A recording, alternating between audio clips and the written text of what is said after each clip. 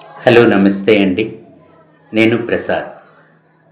నేను ఏం చెప్పాలనుకుంటున్నానంటే, ఈ మధ్య కాలంలో మనం పిల్లలకి యాక్సిడెంట్లు జరగటం ఎక్కువగా, అలాగనే ఈ జంతువులు కుక్కలు, పందులు ఇవన్నీ పిల్లల్ని కరిచేయటం, చంపేయటం ఇట్లాంటివన్నీ వింటున్నాం.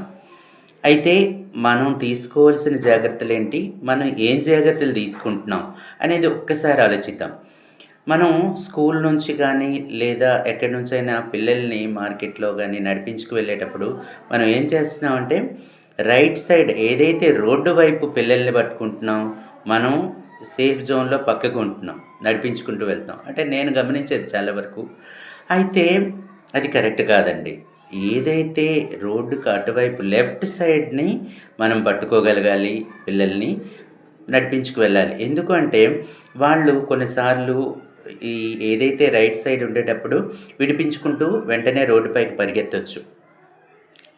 రెండోది ఏంటంటే, పిల్లలకి ఈ స్కూల్ నుంచి డ్రాప్ చేసే సమయం కానీ, లేదా తీసుకొచ్చే సమయాల్లో ఒక నలుగురు, ఐదుగురు ఆడవాళ్ళు మాటలాడుకుంటూ వెళ్తుండేటప్పుడు మనం ఈ ఆఫర్‌ల బిజీ మీషో లేపోతే ఇట్లాంటి ఆఫర్‌లు మాట్లాడుకునేటప్పుడు మనం మన పిల్లల్ని మర్చిపోతున్నాం.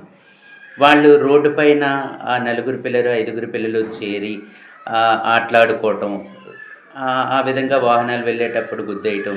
అలాగనే దగ్గరలో ఉండే ఏవైనా జంతువులు కుక్కలు, పందులు ఇట్లాంటివన్నీ వాళ్ళపై దాడి చేయటం, ఇట్లాంటివి జరుగుతున్నాయి. మన పిల్లలు మన బాధ్యత అండి. మనం ప్రతి క్షణం, అనుక్షణం వాళ్ళని గమనిస్తూనే ఉండాలి. Thank you.